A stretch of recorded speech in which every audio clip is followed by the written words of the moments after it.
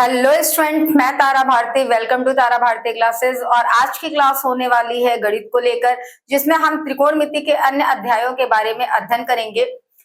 अभी आपको पिछली जो क्लास थी उसमें मैंने आपको बताया था कि समरूपता को लेकर किस तरह के प्रश्न आने वाले हैं, तो उतने ही इंपॉर्टेंट और भी दो अनुभाग हैं, जिसमें से त्रिकोणमितीय अनुपात और त्रिकोणमितीय निष्पत्तियां आपको पढ़नी है। यहाँ पर हम उनमें कंपैरिजन करेंगे, जानेंगे कि किस तरह के क्वेश्चंस होने वाले होते हैं और किस तरह के सवाल इससे पूछे जाते हैं। मैंने आपको पहले ही बताया है कि इससे रिगार्डेड जो क्वेश्चंस होते हैं वो काफी इंटरेस्टेड होते हैं और साथ में इजीली नंबर गेनर होते हैं। तो हम यहाँ पे देख लेते हैं कि किस तरीके से हम उन सवालों को हल करेंगे और उनके बारे में सीखेंगे। तो आइए चलते हैं और लेते हैं क्लास इस बात को जानकारी लेने की कि हम त्रिकोणमिति से संबंधित अध्यायों को किस तरीके से हल कर सकते हैं और त्रिकोणमिति के अनुपात को कैसे समझ सकते हैं। चलते हैं क्लास की ओर और सीखते हैं त्रिकोणमितीय अनुपात।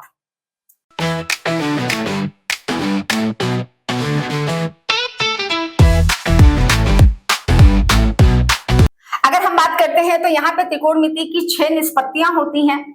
अब 6 निष्पत्तियों में हम साइन, कॉस, टैन और कॉसेक की बात करते हैं तो वन बाय वन मैं इनको लिख देती हूँ। पहला आपका साइन होता है, जिसको आप साइन थीटा के हिसाब से दिखाते हो। दूसरा आपका कॉस होता है, कॉस। तीसरा होता है आपका टैन, ठीक है। उसके बाद हम चौथे की बात करते हैं तो चौथा होता है आपका कॉसेक थीटा यानी कॉसेक। पांचवा होता है आपका सेक और छठा होता है कॉट।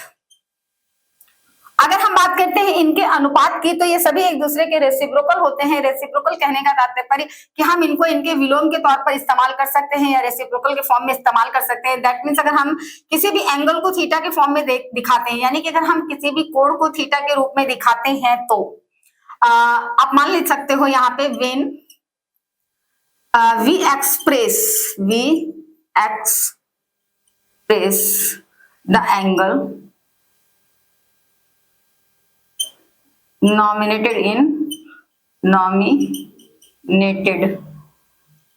in theta।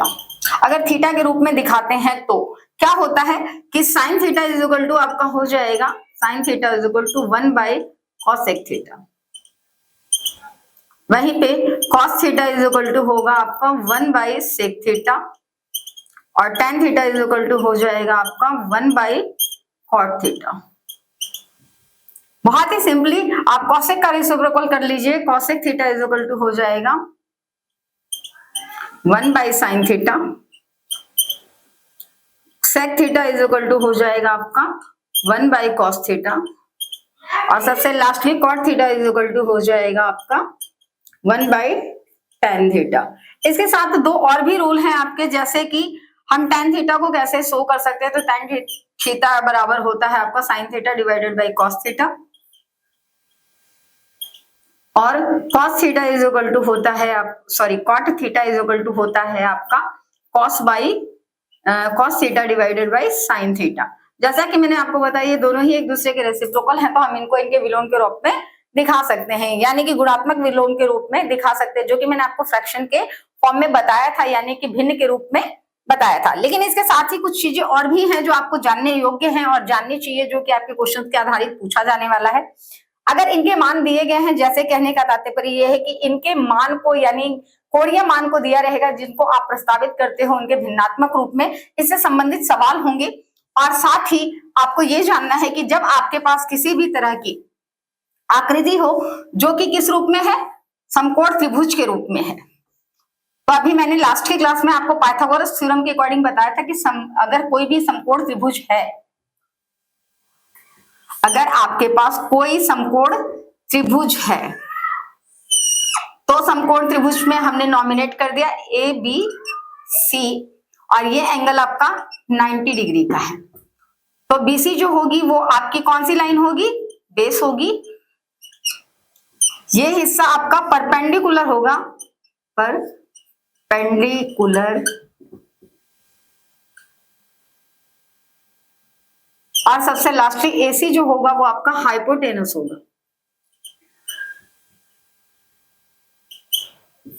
ऐसी कंडीशन में आपके पास एक शॉर्ट फॉर्मूला होता है लाल बटे कक्का का, जो आप याद रखोगे, लाल बट्टा कक्का, जिसमें एल जो है वो आपको परपेंडिकुलर के लिए दिखाया गया है पेंडिकुलर के लिए दिखाया गया है।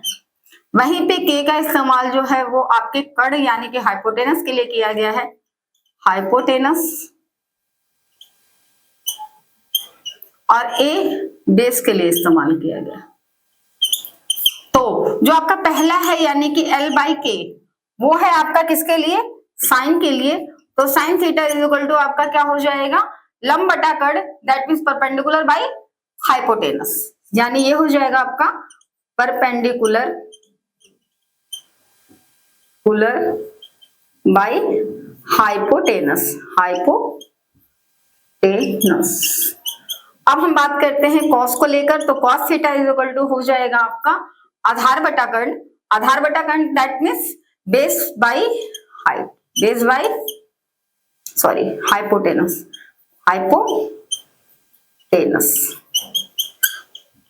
इसके बाद हमारा आता है tan को हम क्या लिख सकते हैं, जैसा कि यहाँ पे दिया गया है लंब बटा आधार, that means perpendicular by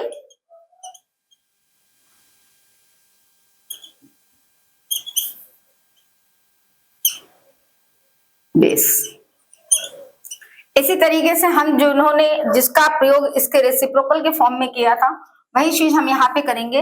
that means cosec is equal to क्या हो जाएगा आपका, cosec theta is equal to हो जाएगा hypotenuse divided by perpendicular line,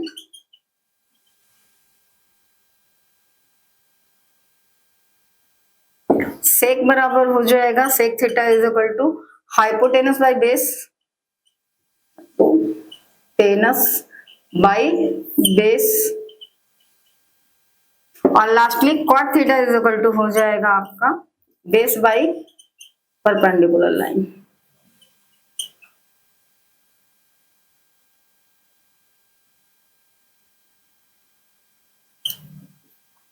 अब यहाँ पे हम एक चीज देखते हैं, जैसे कि अगर आपको इनकी मेजरमेंट में से कोई भी दो दे रखा और तीसरा नहीं दे रखा है, तो आप पाइथागोरस थ्योरम का इस्तेमाल करके तीसरे को फाइंड कर सकते हो और उसके बाद इनमें से किसी भी चीज को बहुत ही इजिली निकाल सकते हो। क्वेश्चन में बेसिकली इसी प्रकार का होता है कि मान लेते हैं किसी भी राइट एंगल ट्रायंगल में जिसका कि एंगल बी है, अगर एंगल बी है तो राइट एंगल ट्रायंगल में एंगल बी 90 डिग्री का यानी कि समकोण है, तो आप ऐसी परिस्थिति में किस तरीके से उनके बाकी निष्पत्तियों को स्पष्टीकृत करोगे या दर्शाओगे।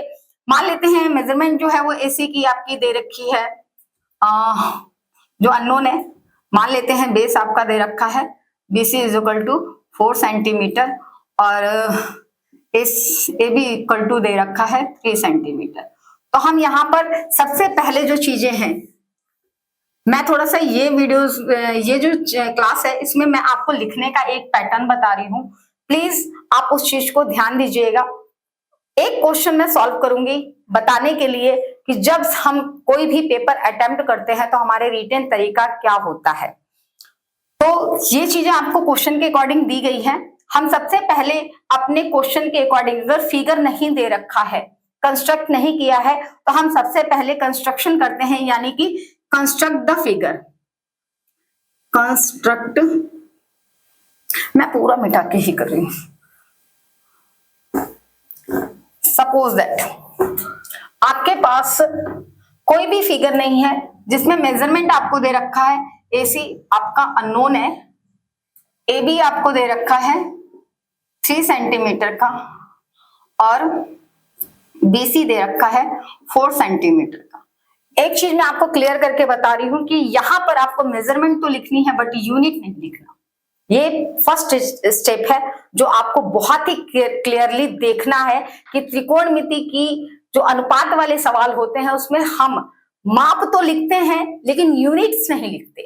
तो हम पहले जो है वो इस आकृति को स्पष्ट रूप से दर्शाएंगे, यानी कि अगर आप हिंदी में लिख रहे हो तो प्रश्नानुसार आकृति का निर्माण करते हैं रचना में। तो हम सबसे पहले कंस्ट्रक्ट करते हैं, यानी कि construct the figure. Construct the figure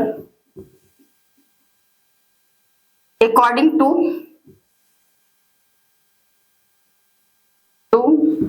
given dimension,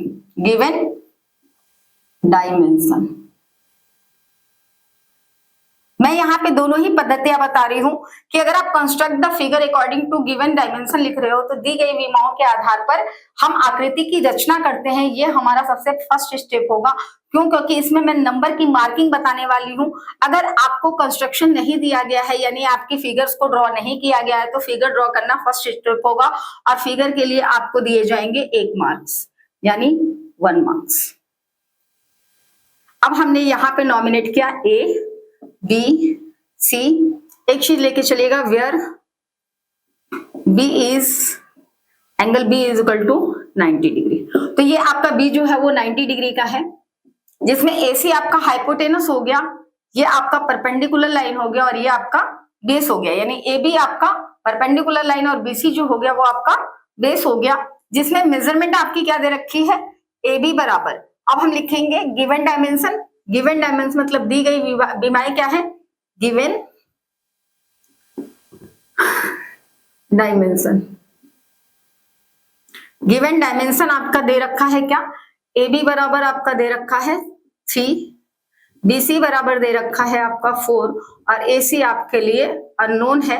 तो अगर हमें सभी निष्पत्तियां बतानी है तो हम सबसे पहले क्या करेंगे कि पाइथागोरस थ्योरम के अकॉर्डिंग हम उसे निकालेंगे कि हमारा जो है वो हाइपोटेनस कितना है। तो अकॉर्डिंग टू इसे हम सॉल्यूशन में लिखते चलेंगे। सॉल्यूशन में लिखेंगे अकॉर्डिंग टू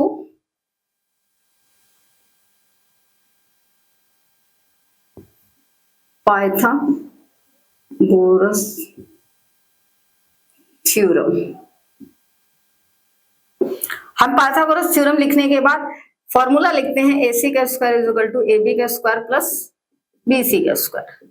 अब हम यहाँ पे सभी की वैल्यू पुट कर देंगे। AC हमें नहीं पता है तो हम जस का तस छोड़ेंगे और यहाँ पर AB जो है वो उसकी मेजरमेंट 3 है और BC की मेजरमेंट 4 है।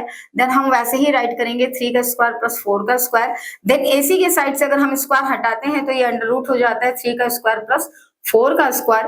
AC इज इक्वल टू आपका होगा 3 का स्क्वायर हम करते तो 3 3 9 और 4 4 16। AC को अगर आप पूरी तरीके से कनेक्ट करते हो, जोड़ते हो तो आपका क्या मेजरमेंट निकलता है 16 और 9 आपका 25 आता है और 25 का स्क्वायर रूट जो होता है वो आपका 5 होता है। तो इसकी मेजरमेंट आपकी कितनी आ गई हाइपोटेनस की 5। अब अगर आप इनको किसी भी तरीके से साइन कॉस और टेन सभी में दिखाना चाहते हो तो साइन थीटा कॉस थीटा और टेन थीटा अगर इसे दिखाना चाहते हो तो जैसा मैंने बताया था कि आप अपने माइंड में एक चीज बना के चलिएगा, लाल बट्टा कक्का। अब आपको पता है कि साइन थीटा में क्या होता है, लंब बटा कर्ण होता है, लंब बटा कर्ण होता है। लंब इसका कितना दे रखा है, अब आप यहाँ पे लंब के तौर पर 3 लिख दीजिए और बेस के तौर पर क्या लिखिए 4 लिखिए। अब लंब बटा कर्ण दे रखा है तो हम यहाँ पे क्या लिखेंगे परपेंडिकुलर बाई आपका क्या हो जाएगा हाइपोटेनस। परपेंडिकुलर लाइन आपकी कितनी है 3 की और हाइपोटेनस है 5 यानी 3/5 हो जाएगा। कॉस थीटा लिखेंगे हम क्या लिखने वाले हैं बेस बाई हाइपोटेनस। तो ये हो जाएगा आपका बेस दे रखा है 4 और हाइपोटेनस दे रखा है 5। उसी तरीके से tan theta is equal to आपका होता है base by perpendicular line by base. तो इसे आप लिखोगे परपेंडिकुलर लाइन आपका 3 दे रखा है और बेस दे रखा है 4। तो इस तरीके से आप यहाँ पे तीनों अनुपात बहुत ही सरलता से निकाल लेते हो। और इसी तरीके से अगर हम कॉसेक निकालते हैं तो cosec theta is equal to भी इसका रेसिप्रोकल कर दीजिए यानी हाइपोटेनस बाई परपेंडिकुलर लाइन ये हो जाएगा 5/3। कॉस अगर आप निकालना चाहते हो cos theta is equal to आपका हो जाएगा हाइपोटेनस बाई बेस ये आपका हो जाएगा 5/4। और लास्टली आपने अगर कॉट थीटा निकालना है तो cot theta is equal to आपका हो जाएगा बेस बाई परपेंडिकुलर लाइन ये हो जाएगा 4/3। और इस तरीके से हम यहाँ पे 6 अनुपात को बहुत ही सरलता से निकाल लेते हैं। इससे संबंधित सवाल होंगे, इस तरह के मेजरमेंट दिए रहेंगे जिसको आपको हल करना पड़ेगा। इस अध्याय के 2-3 क्वेश्चन आपके लिए बहुत ज्यादा इंपॉर्टेंट है। जिस तरीके से आपको कॉट थीटा के फॉर्म को निकालना है कि कॉट थीटा का फॉर्म कैसे निकालते हैं या अन्य निष्पत्तियों को कैसे निकालते हैं, ये चैप्टर आपको बहुत ढेर सारे नंबर देके जाने वाला है। तो इस चैप्टर को हल्के में लेने का कभी भी दुष्प्रभाव मत रखिएगा। ये चैप्टर आपको ढेर सारे नंबर देके जाने वाले हैं और इससे जो क्वेश्चंस होते हैं बहुत ही ईजी होते हैं। तो इसे मिस मत कीजिए, इस जानकारी को बहुत अच्छी तरीके से समझिए और जानिए कि हम किस सरलता से इस तरह के अध्यायों को हल कर सकते हैं और बहुत ही सरलता से अपने एग्जामिनेशन में इनके नंबर भी गेन कर सकते हैं। तो प्लीज भूलिए मत, कमेंट कीजिए कि आपको ये क्लास कैसा लगा, क्या क्या जानकारी सीखने को मिली। अगर आपको लगता है कि अभी भी कुछ जानकारी इसमें छूट गई है तो आप कमेंट बॉक्स में जाकर कमेंट कर सकते हो, और साथ ही इस चैनल को लाइक कीजिए, शेयर कीजिए, सब्सक्राइब कीजिए, बेल आइकॉन बटन दबाइए ताकि आपको आने वाले क्लासेस और वीडियोस के बारे में पहले से ही सूचना मिले, जानकारी मिले कि अगली क्लास किस चीज के रिगार्डेड होने वाली है। और इसके साथ ही हम अगले अध्याय में आपसे एक बार फिर मिलेंगे और बताएंगे कि त्रिकोणमिति निष्पत्तियों के आधार पर हम प्रश्नों का हल किस प्रकार से करते हैं।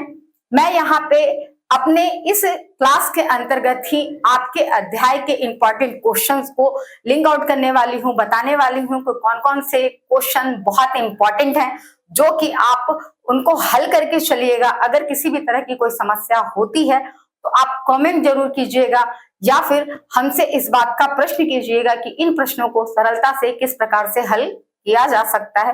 धन्यवाद।